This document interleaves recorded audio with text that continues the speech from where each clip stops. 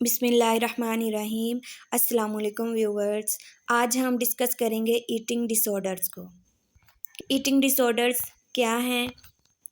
Eating disorders जो हैं वो ऐसी बिहेवियरल कंडीशंस हैं जो कि डिस्टर्बेंस काज करती हैं हमारी ईटिंग बिहेवियर्स में, और जो फिर वजह बनते हैं डिस्ट्रेसिंग थॉट्स और इमोशंस की। ये बहुत सीरियस कंडीशंस हैं जो कि इफ़ेक्ट करती हैं हमारे फिज़िकल, साइकोलॉजिकल और सोशल फंक्शंस को। ईटिंग डिसऑर्डर जो है वो ज़्यादातर नौजवान नस्ल पे असरअंदाज होते हैं, जैसा कि स्कूल जाने वाले और कॉलेज जाने वाले जो बच्चे हैं उन पर, स्पेशली ये यंग गर्ल्स और वुमेन पे इफ़ेक्ट करते हैं। टाइप्स हैं डिसऑर्डर्स की, ईटिंग डिसऑर्डर्स की, जिनमें एनोरेक्सिया नर्वोसा, बुलिमिया नर्वोसा और binge eating disorder. Eating disorders की टाइप है एनोरेक्सिया नर्वोसा। एनोरेक्सिया नर्वोसा जो है ये एक ऐसा ईटिंग डिसऑर्डर है जिसमें एक इंसान को ये डर लगा रहता है कि उनका वेट जो है वो गेन हो रहा है, और उनके अपने बारे में परसेप्शन ख़राब होती है अपने वेट के बारे में। पीपल जो है एनोरेक्सिया नर्वोसा के वो अपना वेट कंट्रोल करने की कोशिश करते हैं, अपनी शेप को मेंटेन करने की कोशिश करते हैं, जिसके लिए वो बहुत एफ़र्ट्स करते हैं। वो खाने से इनकार कर देते हैं या बहुत लो कैलोरीज़ में खाते हैं, या फिर वो अगर थोड़ा सा खा लेते हैं तो एक्सरसाइज बहुत ज़्यादा करते हैं। उनको यही डर लगा रहता है कि उनका वेट जो है वो बढ़ रहा है, और वो इतने फिर इसके लिए वो जब जो कुछ वो खाते हैं वो वॉमिट कर देते हैं, या फिर बहुत कम खाते हैं, या फिर ऐसी दवाओं का इस्तेमाल करते हैं जिनसे वॉमिटिंग हो। और फिर है कि ये लोग जो हैं वो इतनी एक्सेसिव एक्सरसाइज करते हैं, ये मैटर नहीं करता कि उनका वज़न कितना कम हो रहा है, बस वो अपने उनको यही डर लगा रहता है कि उनका वज़न बढ़ रहा है, जिसके लिए वो बहुत एक्सेसिव एक्सरसाइज करते हैं। एनोरेक्सिया नर्वोसा जो है वो ज़्यादातर टीन एज ईयर्स में पाया जाता है, और ये इसकी लाइफ टाइम प्रेवलेंस जो है वो 1% है। लेकिन ये 10 टाइम्स जो है वो ज़्यादातर पाया जाता है वुमेन्स में मेन की निस्बत। फिर इसमें जेंडर डिफरेंसेस जो हैं उनका बहुत ज़्यादा रोल है। कल्चर जो है वो बहुत इफ़ेक्ट करता है। वो मतलब कल्चर जो है वो एम्फसाइज़ करता है वुमेन्स की ब्यूटी पे, जो प्रमोट करते हैं कि थिन शेप जो है वो आइडियल शेप है। और वुमेन्स जो है वो एनोरेक्सिया नर्वोसा की, उनमें ज़्यादातर डायग्नोज हुआ है depression, obsessive compulsive disorder, phobias, panic disorder और पर्सनैलिटी डिसऑर्डर। और जो मेंस हैं उनमें एनोरेक्सिया नर्वोसा की वजह से जो है उनमें डिसऑर्डर डायग्नोज हुए हैं, वो है मूड डिसऑर्डर, शिज़ोफ्रेनिया और सब्सटेंस यूज़ डिसऑर्डर। फिर इसके सिम्टम्स हैं एनोरेक्सिया नर्वोसा की वजह से वुमेन्स में मेंस्ट्रुअल साइकिल जो है वो सीज़ हो जाता है, डिजीनेस और फेंटिंग होती है डिहाइड्रेशन की वजह से, नाखून और बाल ख़राब होने शुरू हो जाते हैं, मसल वीकनेस हो जाती है, हार्ट बर्न होता है क्योंकि वॉमिटिंग की वजह से, या कम खाने की वजह से, ना खाने की वजह से। फिर उन्हें कॉन्स्टिपेशन की शिकायत बहुत ज़्यादा होती है, और फिर उनकी हड्डियाँ जो हैं वो कमज़ोर होना शुरू हो जाती हैं। एक्सेसिव एक्सरसाइज की वजह से उनकी जो है हड्डियाँ वो बहुत ज़्यादा पतली होना शुरू हो जाती हैं, कमज़ोर हो जाती हैं। फिर एनोरेक्सिया नर्वोसा की 2 टाइप्स हैं, एक रिस्ट्रिक्टिंग टाइप और दूसरी है बिंज ईटिंग या पुर्जिंग टाइप। रिस्ट्रिक्टिंग टाइप में इंडिविजुअल जो है वो अपना वेट कंट्रोल करने के लिए, लूज़ करने के लिए डाइटिंग करता है, फास्टिंग करता है और एक्सेसिव एक्सरसाइज करता है। बिंज ईटिंग में जो है पर्सन वो इंटरमिटेंट बिंज ईटिंग में इंगेज होता है, पुर्जिंग बिहेवियर में इंगेज होता है। बिंज ईटिंग डिसऑर्डर जो है ये एक सीरियस ईटिंग डिसऑर्डर है, जिसमें आप फ्रिक्वेंटली कंज्यूम करते हैं बहुत ज़्यादा खुराक को और अनएबल टू स्टॉप ईटिंग, कि इन शख्स जो है वो बिंज ईटिंग डिसऑर्डर की वजह से वो अपने आप के खाने पे कंट्रोल नहीं रख सकता, वो स्टॉप नहीं कर सकता अपनी खाने की आदत को।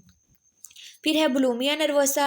बुलिमिया नर्वोसा जो है ये एक ग्रीक वर्ड है जिसका मतलब है ओक्स हंगर, यानी इंसान जो है वो बैल की तरह खाता है, इसमें बहुत ज़्यादा खाता है। Consuming an unusually large amount of food in a short period of time. Binge eating की तरह इसमें भी बहुत ज़्यादा खाता है, और लेकिन बहुत थोड़े पीरियड में बहुत ज़्यादा खुराक जो है वो खा लेता है। फिर इससे छुटकारा पाने के लिए वो पुर्ज कर देता है, वॉमिटिंग करता है और या फिर ऐसी मेडिसिन्स का यूज़ करता है जिससे उन्हें वॉमिटिंग हो। Laxatives are medications that speed up the movement of food through your body. और फिर ऐसे लैक्सेटिव्स का यूज़ करता है जो कि उसके बॉडी से खुराक निकालने में, जल्दी खुराक निकालने में मदद करे, मतलब जल्दी वो उस खुराक से, यानी जो उसने ज़्यादा खाया है उससे वो छुटकारा पा ले। फिर इसमें कोग्निटिव बिहेवियरल थेरेपी जो है वो बहुत हेल्पफुल साबित हुई है इसके ट्रीटमेंट के लिए। ये पेशेंट्स को हेल्प करती है कि उनके ईटिंग बिहेवियर को नॉर्मलाइज करने के लिए, उनकी थॉट्स को मैनेज करने के लिए। और एंटी डिप्रेसेंट्स भी इसमें यूज़ होते हैं जो कि बहुत हेल्पफुल साबित हुए हैं इनकी जो है ज़्यादा खाने की या वॉमिटिंग की जो उर्जीज़ होती हैं उनको कम करने के लिए। फिर इसमें इसकी सिम्टम्स में आ जाता है कि बहुत ज़्यादा जो है वो खाने के बाद वॉशरूम जाना होता है और फिर लार्ज अमाउंट ऑफ फूड जो है वो खाते हैं। इनमें ख़तरनाक हद तक गला जो है वो कड़वा हो जाता है और फिर सलिवरी ग्लैंड्स जो हैं और चीक्स में स्वेलिंग हो जाती है। डेंटल डिके होता है, इनका दांत ख़राब होने शुरू हो जाते हैं स्टमक एसिड की वजह से। हार्ट बर्न होता है। फिर वो बहुत सारे ऐसी डाइट पिल्स यूज़ करते हैं और फिर इसमें डायरिया होता है और फिर इसमें फीलिंग आ जाती है डिज़ी और फेंटिंग की, मतलब बहुत ज़्यादा पुर्जिंग बिहेवियर की वजह से डिहाइड्रेशन भी हो जाती है।